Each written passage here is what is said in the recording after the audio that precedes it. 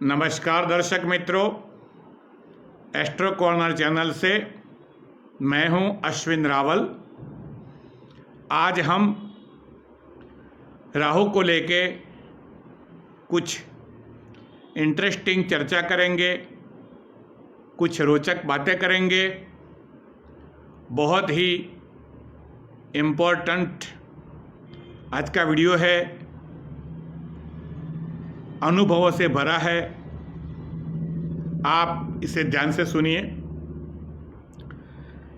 देखिए, हम सब जानते हैं कि राहु हमारे पिछले अनेक जन्मों के कर्मों को जानता है, हमारी इच्छाओं को जानता है, हमारी वासनाओं को जानता है, हमें क्या पसंद है क्या नहीं पसंद है वो सब राहु जानता है। और राहु का कार्य ही यही है, क्योंकि वो माया का प्रतीक है। पूरे ब्रह्मांड में जो माया का विस्तार है वो राहु के कंट्रोल में है।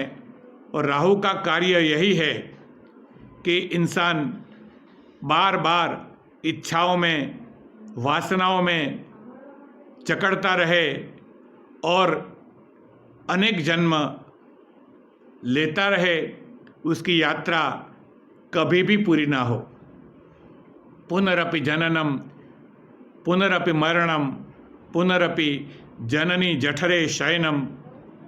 तो ये जो शंकराचार्य जी ने बताया वो राहु की कमाल है, राहु का ही पोर्टफोलियो है।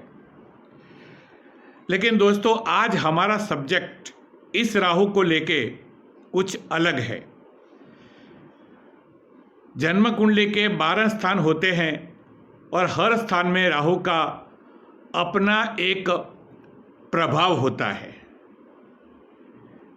लेकिन सूर्य और चंद्र वो दोनों राहु के कट्टर शत्रु हैं, क्योंकि सूर्य आत्मा है, चंद्र मन है। तो इन दोनों को पकड़ने की हमेशा राहु कोशिश करता है। और जब भी पकड़ता है तो सूर्य ग्रहण और चंद्र ग्रहण होता है, जिसका असर पूरे ब्रह्मांड के ऊपर, पृथ्वी के ऊपर कैसा होता है वो आप भी जानते हैं। अब यही राहु अगर चंद्र के आसपास जन्म कुंडली में होता है तो इसका क्या प्रभाव होता है, इसके बारे में आज का स्पेशल वीडियो बनाया है मैंने। देखिए, चंद्र से सेकंड हाउस में जब राहु होता है तो उसका यही अर्थ हुआ कि आगे जाके वो चंद्र के ऊपर जाने वाला है, फिर चंद्र से 12वें स्थान में जाने वाला है। तो मतलब यही हुआ कि अगर जिसकी भी कुंडली में चंद्र से दूसरे स्थान में राहु होता है, बराबर याद रखिए, जिसकी भी कुंडली में चंद्र से सेकंड हाउस में राहु होता है, उसका मतलब कि भविष्य में वही राहु अपनी सूक्ष्म गति में धीरे धीरे चंद्र की तरफ अपनी वक्र गति से आगे बढ़ता जा रहा है। फिर चंद्र को पकड़ के वो 12वें स्थान में गति करने वाला है। मतलब यही हुआ कि जिसकी भी कुंडली में चंद्र से राहु सेकंड हाउस में बैठा है, उसकी जिंदगी में एक बार आंधी आती ही आती है, एक बार डाउनफॉल होता ही होता है, एक बार सब संपत्ति चली जाती है, पैतृक संपत्ति चली जाती है। जो भी कमाया है, जो भी पुरखों ने दिया है, वो सारी संपत्ति, सारी जिसको जो बोलते हैं लक्ष्मी, घर की लक्ष्मी, प्रॉपर्टी, जो भी होता है पैतृक संपत्ति, क्योंकि सेकंड हाउस फैमिली का स्थान है, तो जो भी पैतृक संपत्ति अपने इनहेरिटेंस में मिली हुई होती है वो सब चली जाती है। इतना ही नहीं, इंसान की ज़िंदगी में चाहे पैतृक संपत्ति मिली हो या ना मिली हो, फिर भी एक बार ज़बरदस्त आंधी आती है, डाउनफॉल होता है और बहुत कुछ चला जाता है। इंसान कभी कभी फैक्ट्री बेच देता है, प्रॉपर्टी बेच देता है, रोड पे आ जाता है, रास्ते पे आ जाता है।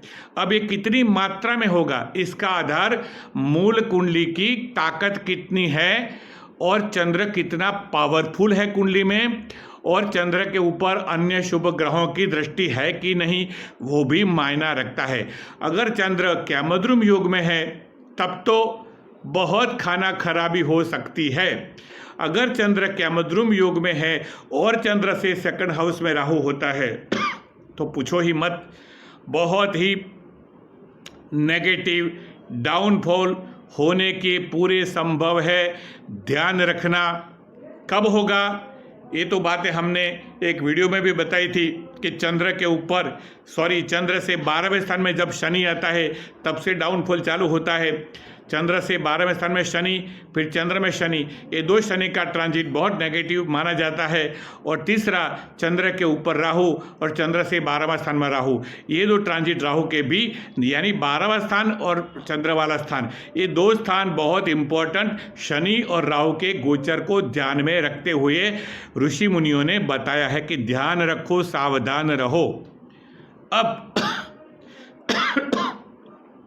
चंद्र से 12वें स्थान में राहु है तो क्या फल मिलता है। अगर किसी की कुंडली में चंद्र से 12वें स्थान में राहु है तो इसका मतलब ये हुआ कि सूक्ष्म गति से इसकी लाइफ में राहु चंद्र से दूर हो चुका है, 12वें स्थान में आ चुका है, धीरे धीरे उसकी गति लाभ स्थान की तरफ जा रही है और बाद में कर्म स्थान के ऊपर, सत्ता स्थान के ऊपर जा रही है। तो इसका मायना ये होता है कि जिसकी भी कुंडली में 12वें स्थान में राहु होता है, जिसकी भी कुंडली में 12वें स्थान में राहु होता है, उसका जन्म कैसे भी हालात में हुए हो, कैसी भी गरीब अवस्था में हुए हो, मध्यम कुटुंब में जन्म हुआ हो, फिर भी एक बार वो इंसान बहुत ऊंचाइयों पे जाता है, बहुत उड़ान भर सकता है, बहुत संपत्ति प्राप्त कर सकता है। एक बार उसकी ज़िंदगी में ऐसा बढ़िया समय आता है, लग्जरियस दशका आता है, जिसको बोलते हैं हम कि इंसान क्या क्या पा सकता है। मैं आपको बताने से बहुत सारी यहाँ, क्योंकि हमारा वीडियो की लेंथ 10-15 मिनट की होती है तो मैं एग्जाम्पल नहीं दे सकता। मेरा लिमिटेशन यही है कि कोई भी वीडियो हमारा बनता है ज़्यादा से ज़्यादा 10-15 मिनट या मैक्सिमम 20 मिनट का बनता है, और उसमें एग्जाम्पल, बहुत सारे एग्जाम्पल है कि बर्बाद होने वालों के भी, आबाद होने वालों के भी। लेकिन यहाँ हर एक चैप्टर को समझा के बताना, समझाना मुश्किल होता है। तो मैं सिर्फ सिद्धांतों की यहाँ बात कर रहा हूँ कि जिसकी भी कुंडली में मैंने 12वां स्थान में राहु देखा, उनका भविष्य इतना उज्जवल होता है, ज़िंदगी में ऐसी अपॉर्चुनिटी मिलती है कि शायद इंसान हमेशा के लिए विदेश चला जाता है, विदेश में स्थायी हो जाता है, लाखों डॉलर कमाता है, जिंदगी ऐशो आराम की बन जाता है। और राहु 12वें स्थान में विदेश जाने के बहुत योग देता है, क्योंकि राहु खुद फॉरेन मैटर्स का कारक है, विदेश की धरती का कारक खुद राहु है। तो चंद्र से 12वें स्थान में अगर राहु बैठा हुआ होता है तो जिंदगी में विदेश जाने की एक तक मिलती ही मिलती है। जाना न जाना इंसान के अपने हाथ में है, लेकिन वो अपॉर्चुनिटी भी मिलती है।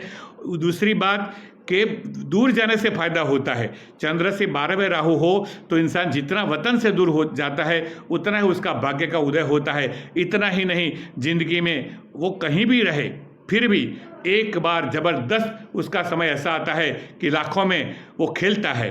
तो दोस्तों, आज हमको यही बताना था कि राहु जन्म की कुंडली में अगर चंद्र से दूसरे स्थान में है तो बहुत नेगेटिव फल भविष्य में देता है।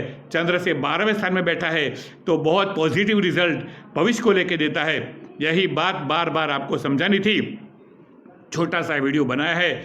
आप अपने दोस्तों की कुंडली में, अपने क्लाइंट की कुंडली में, आपकी खुद की कुंडली में, परिवार की कुंडली में इस सिद्धांत को देख के खुद टेस्ट करोगे, आप भी मान जाओगे कि क्या बात है, सही मायने में ये हमने रिजल्ट देखा है।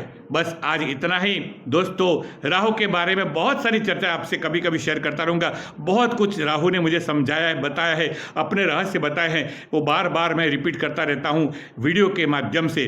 दोस्तों, आप अपने किसी भी निजी प्रॉब्लम, किसी भी टाइप का निजी प्रॉब्लम हो, हमारा संपर्क करो। हम ऐसा गाइडेंस देंगे शायद आपने कहीं भी ना पाया हो। बस आज इतना ही। आपका दिन मंगलमय रहो, यही भगवान से शुभकामना।